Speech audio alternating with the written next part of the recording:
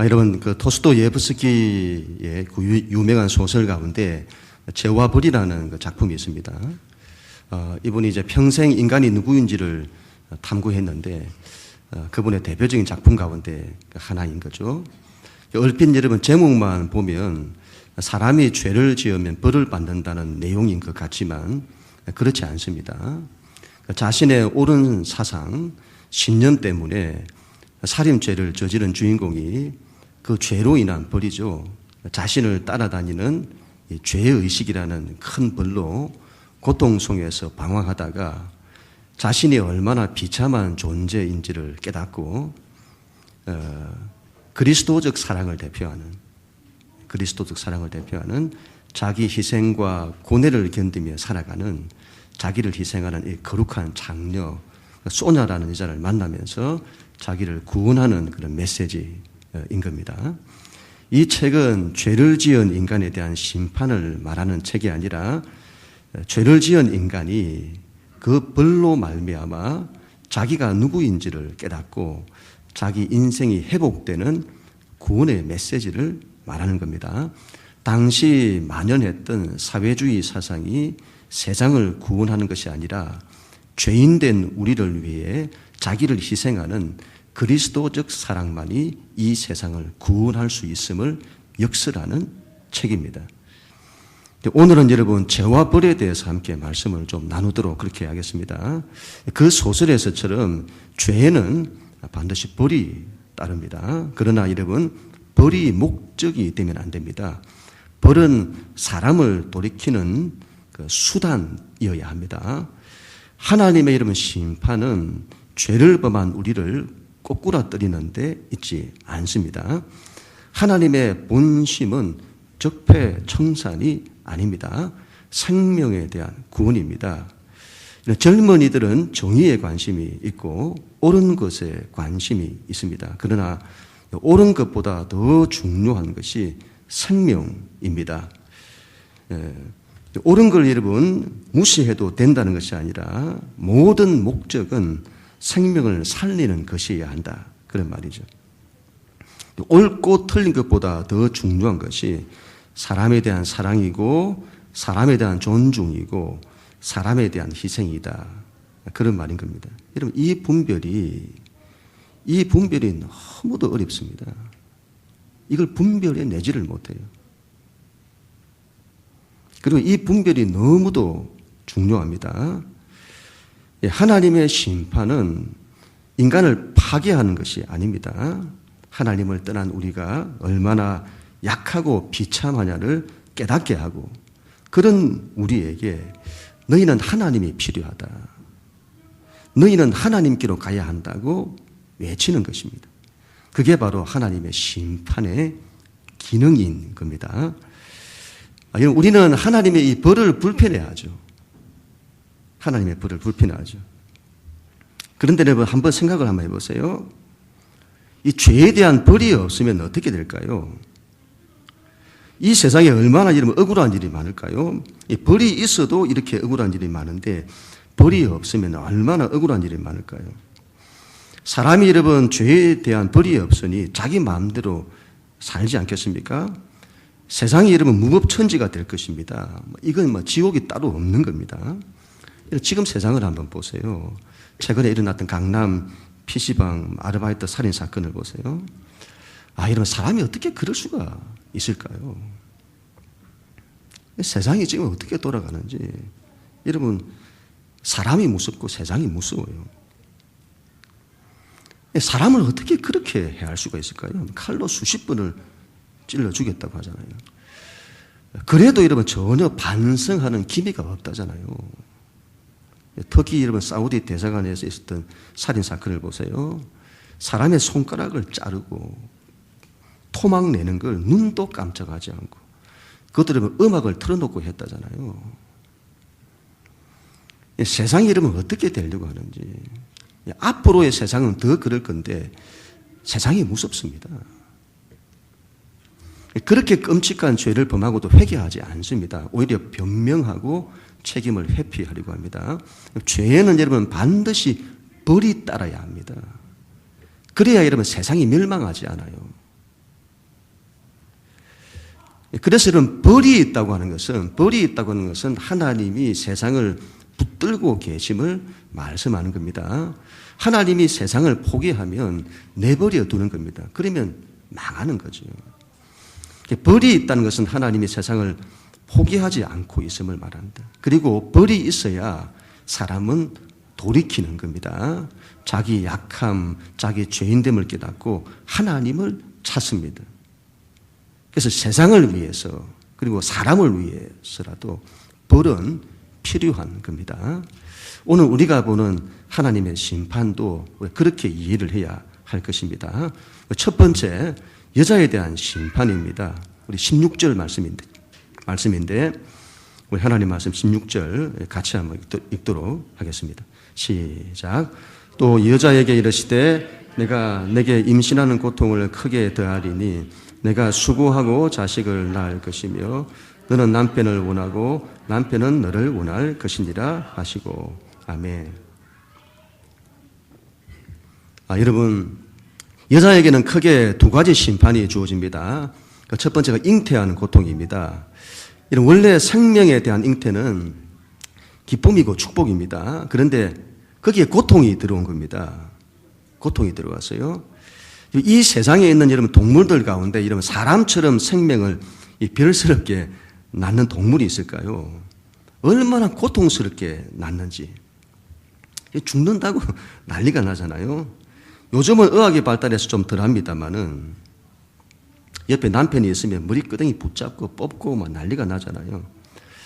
저희 동서는 처제가 아이를 낳을 때에 만화책을 보러 갔다는, 그래서 지금도 처제가 그때를 생각하면 용서가 안 된다는, 그렇게 고통스러운 때에 남편이 만화 보러 갔다는 게 도저히 용서가 안 된다는 겁니다.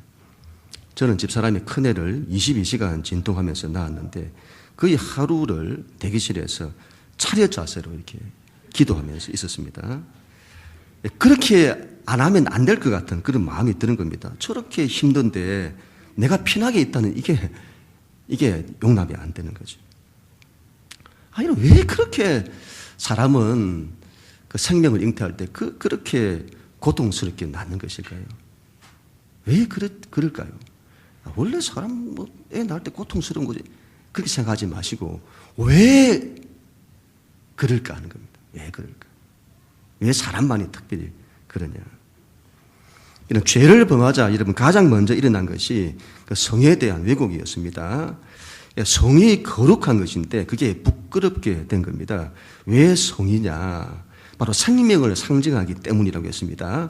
죄가 생명에 대한 왜곡과 파괴를 가져온다는 것을 말씀하시는 거죠. 잉태하는 고통도 마찬가지입니다. 하나님은 죄에 대한 벌로 우리의 인생에 고통을 주십니다. 고통을 주시는데 가장 먼저 생명에 대한 고통이 벌로 주어지는 겁니다. 생명을 잉태할 때 고통을 느끼는 겁니다. 고통에는 하나님의 큰 메시지가 있습니다. 왜 우리의 인생에 고통이 있냐? 왜 고통이 있냐? 그 근본은 죄 때문이라는 겁니다. 죄 때문에. 특별히 여자에게는 생명을 잉태하는 그 고통을 통해서 그걸 깨닫게 하는 거죠. 왜 이런 고통이 있지? 죄 때문이다 이 말이죠. 근본에 들어가면. 이런 생명은 여자가 혼자 낳을 수 없습니다. 남자와 여자가 연합해서 만드는 겁니다. 그러나 육체적 고통을 통해서 실제 생명을 낳는 것은 여자입니다. 여자는 이런 장차 교회를 상징한다고 했습니다. 생명은 누가 잉태하냐? 교회가 잉태한다. 바로 우리가 잉태한다. 그 말이죠. 우리 혼자 생명을 낳을 수 없습니다. 예수 그리스도와 교회가 연합하여 생명을 잉태합니다. 그러나 실제로 그 생명을 낳는 통로는 교회인 겁니다. 우리들이다 이 말이죠. 우리가 그 통로다. 하나님은 생명을 낳는 일을 교회에 맡기시는 겁니다. 그런데 그 생명을 낳는 일에 이런 고통이 따르는 겁니다. 고통이 따라요. 생명을 쉽게 낳을 거라 생각하면 안 됩니다. 생명을 구원하기 위해 여러분 한두 번 해보다가 안 된다고 포기하면 안 됩니다. 여자가 생명을 어떻게 잉태한다고요? 고통 중에 잉태한다는 거 아닙니까? 10달 동안 엄마의 뱃속에서 고이 품었다가 생명을 낳는 겁니다. 그 생명 때문에 아무것도 못해요. 거기에 매여서는 온갖 좋은 것 다 먹이고 뱃속에 있을 때부터 교육하고 그 생명 때문에 직장을 포기하기도 하고 모든 관심이 거기에 집중되는 겁니다. 그게 여러분 얼마나 힘든 일입니까? 얼마나 힘든 일인지 모릅니다. 그래도 엄마는 하는 거죠. 그래야 한다 이 말입니다. 고통이 따르고 희생이 따른다. 그걸 각오해야 한다 이 말이죠. 그리고 출산하는 겁니다. 출산의 고통이 여러분 얼마나 큰지 마지막 생명이 잉태하기 직전에 가장 고통스러운 겁니다. 영적으로도 그렇다 이 말이죠. 한 사람 구원하는 게 여러분 얼마나 힘든지요. 한 사람의 영혼을 그 생명이 잉태하는 게 얼마나 힘들죠. 얼마나 많은 반대가 있는지 모릅니다. 가족들이 반대하고 환경이 반대하고 세상이 반대하고. 왜 사람에 대한 구원이 이렇게 힘들까요? 죄 때문에 그렇다는 거 아닙니까? 죄 때문에. 그러나 그 고통이 힘들다고 생명 낳는 걸 포기하면 안 됩니다. 힘들어도 여러분 아이를 낳듯이 힘들어도 한 영혼을 낳아야 합니다. 생명을 잉태하는 일에는 고통이 따른다는 것을 인정하고 그걸 이겨내야 하는 겁니다. 이런 역사의 마지막 하나님 나라가 이제 올 때에는 죄로 인한 인간의 모든 삶의 이 고통의 문제가 해결될 겁니다. 그때는 이런 해결될 겁니다. 그러나 그때까지는 고통이 있다 이 말이죠. 그때까지는 죄가 이 세상에 작동하고 있는 한 우리 인생에는 고통이 있다 이 말입니다. 그 고통을 이겨내야 한다 이 말이죠. 그리고 그 고통 속에서도 하나님의 구원을 이루어내야 한다. 생명을 잉태해야 한다. 그런 말씀인 겁니다. 두 번째 여러분 여자에 대한 심판은 너는 남편을 원하고 남편은 너를 다스릴 것이니라 그렇게 합니다. 그러니까 남편을 원한다는 말이 무슨 말이냐 이게 좀 어려운데 표준 세번역에 이렇게 되어 있습니다. 우리 한번 보시면 여자에게는 이렇게 말씀하셨다. 내가 너에게 임신하는 고통을 크게 더할 것이니 너는 고통을 겪으며 자식을 낳을 것이다. 그리고는 너가 남편을 지배하려고 해도 남편이 너를 다스릴 것이다. 그렇게 말씀하죠. 너는 남편을 원할 거다. 이것이 이를 원한다는 이 말이 좋은 말이 아닙니다. 영어로 desire인데 욕망을 뜻하죠. 남편을 내 마음대로 하려는 욕망인 겁니다. 남자는 여자를 목숨처럼 사랑해야 하고 여자는 그 남자를 섬겨야 하는데 여자가 섬기려는 것이 아니라 지배하려고 한다는 겁니다. 여자가 이러면 그렇게 해서 아담을 범죄케 한 겁니다. 여자 말을 잘 들으면 자다가도 떡이 나온다고 하는데 그 말은 진리는 아닌 듯 합니다. 여자 말 들었다가 떡이 나온 것이 아니라 신세를 조진 사람이 아담입니다. 이런 여자의 속성이 죄송스러운 말씀입니다만 여자의 속성이 남자를 자기 원하는 대로 하고 싶어 하는 겁니다. 그러나 여러분 그게 잘 안 될 거다 그 말입니다. 오히려 남자가 너를 지배할 거다. 너는 남편에게 사랑을 원할 거다. 그런데 그것도 잘 안 될 거다. 남편은 너에게 사랑을 잘 안 줄 거다. 오히려 너를 지배하려고 할 거다. 여자가 겪는 두 번째 벌이 남편에 대한 고통인 겁니다. 고통을 당한다는 거죠. 여자분들의 공통된 고백이 뭐냐면 남편 때문에 못 살겠다는 겁니다. 남편의 말을 안 듣는다는 겁니다. 자기를 무시한다는 겁니다. 결혼하기 전에는 죽고 못 산다고 하더니 결혼하고 난 이후에는 이건 사랑을 하는 건지 안 하는 건지 그리고 얼마나 말을 안 듣는지 이건 남편이 아니라 말 안 듣는 아들 하나 더 키우는 것과 같은 겁니다. 이런 왼수가 따로 없는 거죠. 그렇게 남편 때문에 고통을 겪는 겁니다. 그럴 때에 여러분 그게 다 이게 그냥 인간의 다 죄 때문에 그런 거다. 그렇게 생각을 해야 한다는 겁니다. 그리고는 그런 고통 중에서 하나님을 찾아야 한다 이 말이죠. 하나님 도와주세요. 하나님 도와주세요. 남편이 이런 말 안 듣고 남편이 애를 먹이고 그런 가정의 여자가 예수 믿고 구원받은 사람들이 많다는, 오히려 남편이 자기에게 너무 잘해주고 남편을 자기 마음대로 하는 여자들은 고통이 별로 없어요. 그래서 예수를 잘 안 믿는다는 이 전설 같은 이야기가 있는 겁니다. 하나님께서 고통을 주시는 것은 메시지인데 하나님을 의지해라. 남편 의지하지 말고 하나님 의지해라. 그래야 내 남편도 살고 너도 산다. 그런 말씀이죠. 앞으로 결혼할 우리 청년들은, 자매들은 남편하고 결혼하면 남편이 나에게 잘해줄 거라는, 내 말을 잘 들을 거라는 로망을 가지고 있으면 안 됩니다. 그러면 실망이 큰 법입니다. 저 인간 나중에 나를 다스리려고 할 거다. 내 말 잘 안 들을 거다. 그리고 지금부터 하나님을 의지해야 합니다. 그리고 저 인간은 그저 내가 끝까지 섬기고 희생하고 그렇게 하려고 해야 하는 겁니다. 두 번째, 여러분, 남자에 대한 심판입니다. 17절부터 19절 말씀인데 하나님 말씀 우리 같이 읽습니다. 시작. 아담에게 이르시되 내가 내 아내의 말을 듣고 내가 내게 먹지 말라 한 나무의 열매를 먹었은즉 땅은 너로 말미암아 저주를 받고 너는 내 평생에 수고하여야 그 소산을 먹으리라. 땅이 내게 가시덤불과 은근키를 낼 것이라. 내가 먹을 것은 밭의 채소인지 내가 흙으로 돌아갈 때까지 얼굴에 땀을 흘려야 먹을 것을 먹으리니 내가 그것에서 취함을 입었습니다. 너는 흙이니 흙으로 돌아갈 것이니라 하시니라. 아멘. 여러분, 남자에 대한 심판은 여자보다 많습니다. 첫 번째로는 땅이 너로 인하여 저주를 받는다. 사람은 본래 땅을 사랑으로 잘 다스려야 하는 겁니다. 그런데 죄가 들어오면서 땅을 함부로 막 다스려요. 그래서 땅이 저주를 받는 겁니다. 땅은 여러분 우리가 살아가는 세상 현실을 말하는데 그게 저주를 받는다. 저주를 받는다는 것은 하나님이 가장 싫어하는 모습이 된다 이 말이죠. 에덴이 되어야 하는데 정반대로 원초적인 혼돈의 상태가 된다.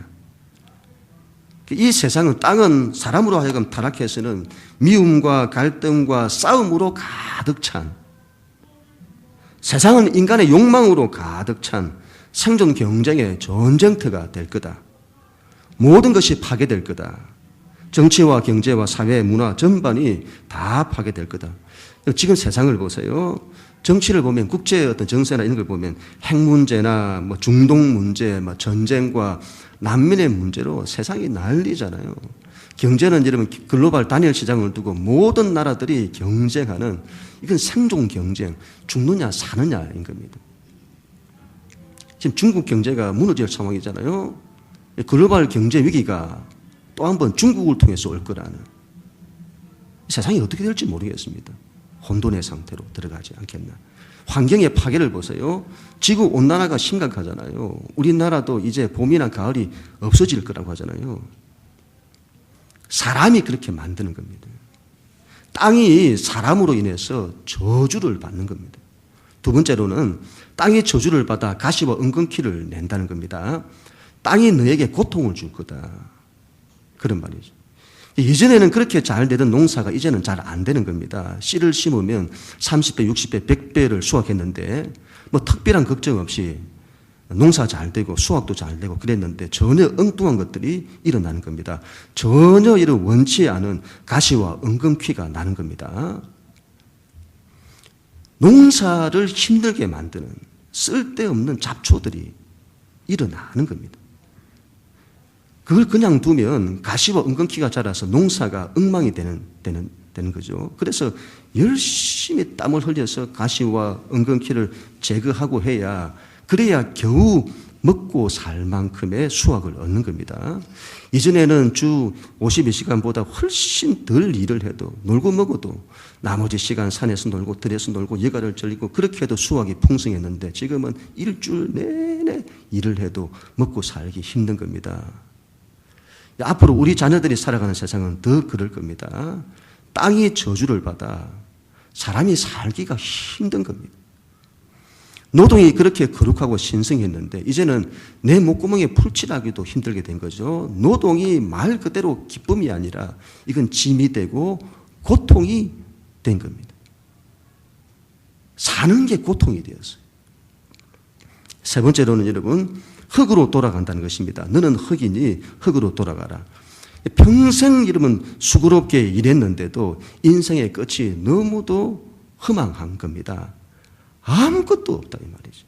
모세가 이렇게 말하죠. 사람의 연수가 수명이 70이고 강건하면 80인데 그 연수의 자랑은 수고와 슬픔밖에 없다. 얼마나 또 빨리 가는지 화살처럼 날아간다. 평생 이런 먹고 산다고 땀 흘리며 수고하고 고통 속에서 눈물 짓고 아파하고 그렇게 살았던 그 인생인데 그 끝이 너무도 허망하게 끝난다는 것입니다. 인생이 우리에게 이런 그런 고통을 주는 겁니다. 이게 이러면 사람에게 주어진 벌인 겁니다. 하나님께서 이 벌을 우리에게 주신 것은 다른 것이 아닙니다. 그 고통 속에서 하나님을 찾게 하는 것입니다. 여러분 사는 게 얼마나 힘든지요. 그렇지 않습니까? 사는 게 얼마나 힘든지. 그래서 우리는 여러분 하나님을 의지해야 합니다. 우리의 자녀들이 여러분 살아가야 하는 미래가 얼마나 힘들까요? 얼마나 힘들까요? 그래서 자녀들이 하나님을 의지하도록 해야 하는 겁니다. 그들이 이 험한 세상에서 어떻게 살아갈까요? 이 험한 세상에서 어떻게 살아갈까요?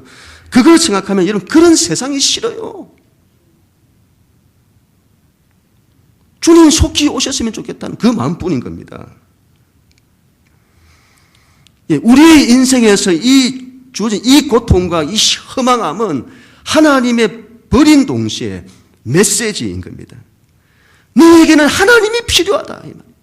하나님이 필요하다. 너희는 하나님을 의지해야 한다. 그 메시지인 겁니다. 제발 너희는 그렇게 해야 한다. 그렇지 않으면 너희 인생은 흙에서 왔다가 흙으로 가는 결국 헛된 죽음뿐이다. 그런 말씀인 거죠. 인생이 이러면 얼마나 힘드십니까? 얼마나 힘드세요? 하나님 의지해야 합니다. 하나님 의지해야 합니다. 주변에 여러분 힘든 분이 있습니까? 하나님 의지하도록 해야 합니다. 그것만이 우리가 살 수 있는 길이다. 이 말이죠. 우리 20절 말씀 같이 한번 읽습니다. 20절 말씀. 시작. 아담이 그의 아내 이름을 하와라 불렀으니 그는 모든 산자의 어머니가 됨이더라. 아멘. 여러분 우리가 지금 보고 있는 창세기 3장은 중반부터 끝까지 전부 하나님의 심판에 대한 말씀입니다. 그런데 여러분 그 중간에 전혀 엉뚱한 심판과는 전혀 상관이 없는 두 사건이 등장합니다. 첫 번째가 아담이 그의 아내 이름을 하와라고 지었다는 사건이고 두 번째로는 하나님께서 아담과 하와를 위해서 가죽옷을 지어 입히신 사건입니다. 이제 왜 이런 게 뜬금없이 등장하냐. 잘 보시면 여기에 하나님의 중요한 메시지가 있는 겁니다. 하나님의 본심이 심판에 있지 않고 구원에 있음을 말씀하시는 겁니다. 아담이 여러분 그의 아내 이름을 하와라고 지었습니다. 그 전에 여자에게는 이름이 없었습니다. 그 이름을 여기서 비로소 하와라고 지은 겁니다. 하와라는 이름은 모든 산자의 어머니라는 뜻을 가지고 있습니다. 하와라는 단어는 하야라는 히브리에서 나왔다고 하는데 하야는 있다라는 뜻인 겁니다. 하나님을 나는 스스로 있는 자라고 해서는 있다 할 때 그 하나님은 여호와라고 하는데 그 있다라는 하야에서 나왔다는 겁니다. 나는 너희와 함께 있는 하나님이다. 그런 말씀이죠. 그래서 있다라는 뜻도 있고 그 말은 구원, 생명을 뜻하기도 하는 겁니다. 하와의 이름도 그렇게 지었다 이 말이죠. 왜 여러분 여자의 이름을 모든 죽은 자의 어머니라 하지 않았을까요? 그녀가 죄를 지었는데 그 죄로 인해 모든 이들이 죽게 되었는데 왜 모든 죽은 자의 어미라고 하지 않고 모든 산자의 어미라고 했을까요? 저는 이것이 아담과 하와의 그 신앙 고백이라고 봅니다.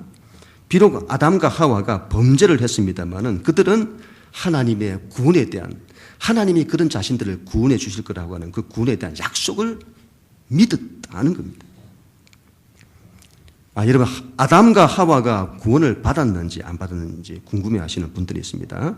오늘 말씀 20절과 21절의 말씀에 근거하면 구원을 받았습니다.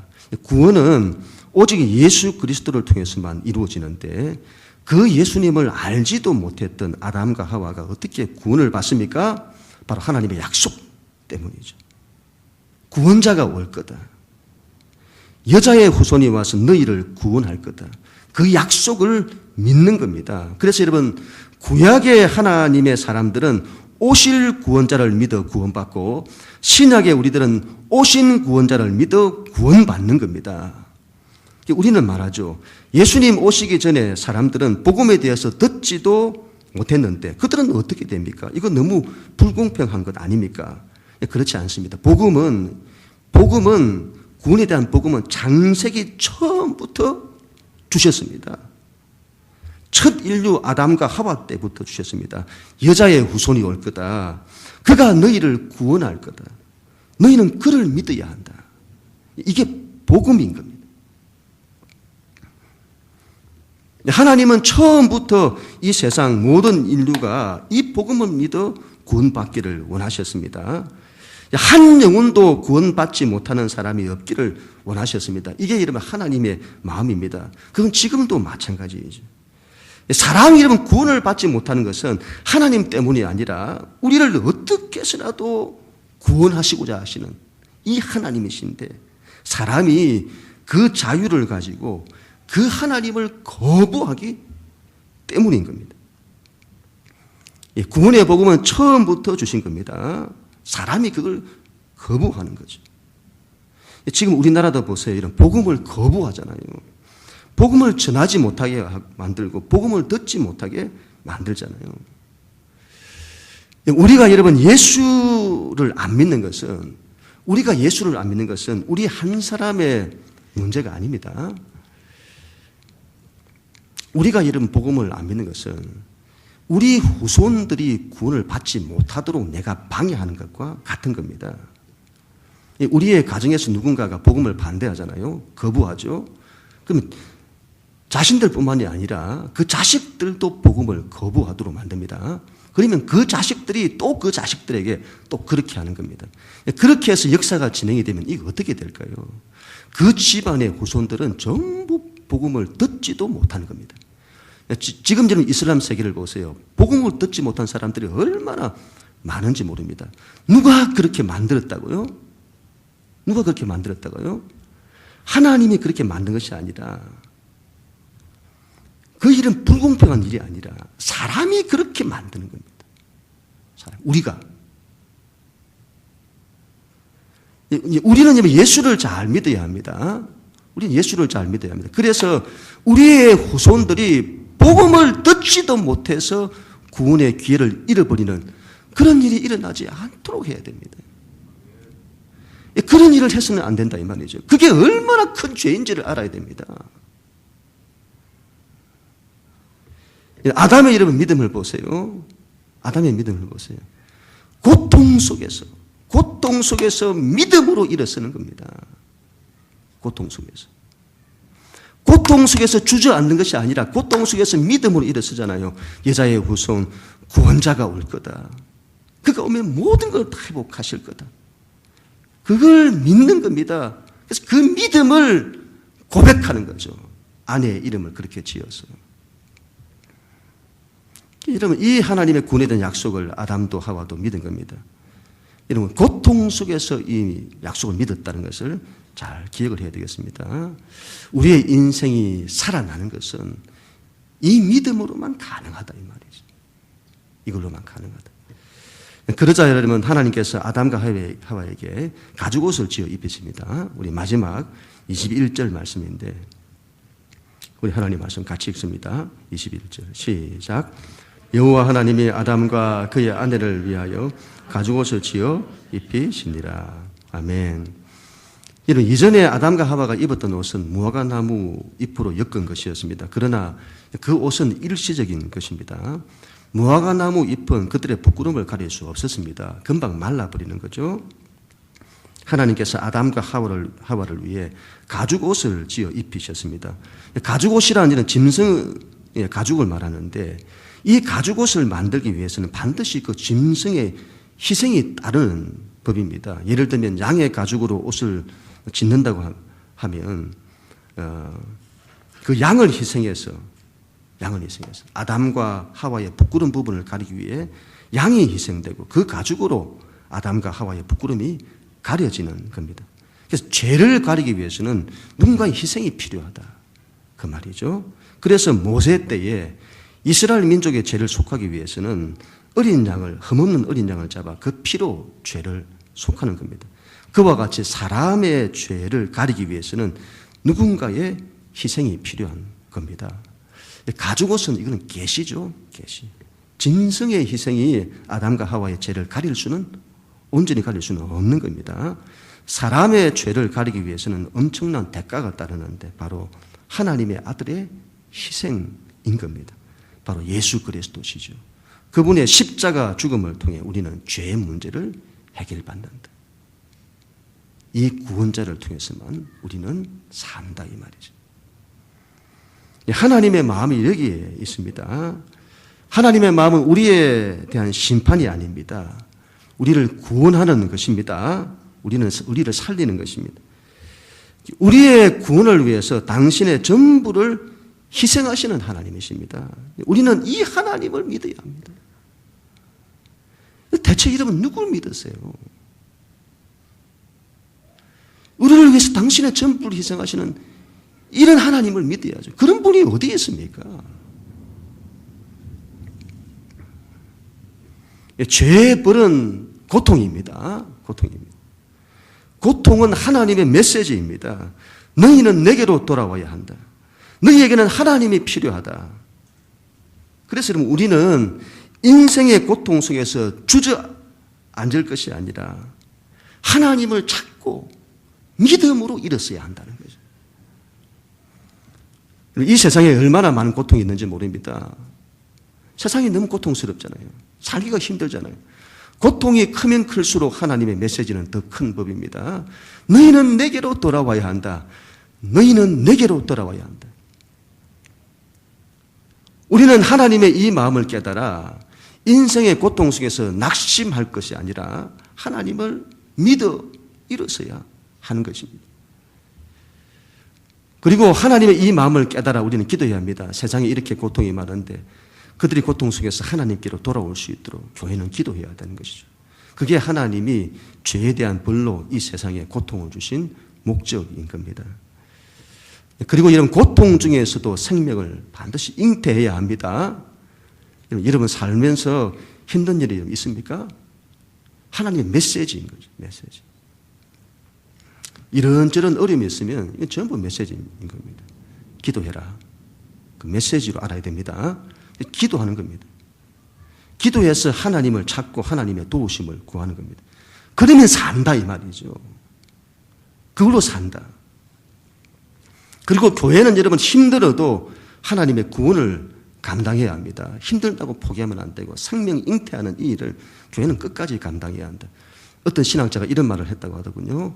우리가 가능한 일을 하면 하나님은 불가능한 일을 하신다. 하나님의 역사는 그런 겁니다. 우리가 순종하면 하나님은 하나님의 기적 같은 능력으로 역사하시는 겁니다. 고통 속에서도 살아나고 일어설 수 있도록 만들어 주신다는 것이죠. 우리가 그 믿음으로 이런 반드시 일어서야 할 줄로 믿습니다. 고통 속에서 믿음을 가지고 일어섰던 아담과 하와처럼 우리 또한 믿음으로 반드시 일어서야 한다. 그런 우리 모두가 다 될 수 있기를 주님 이름으로 간절히 축원합니다.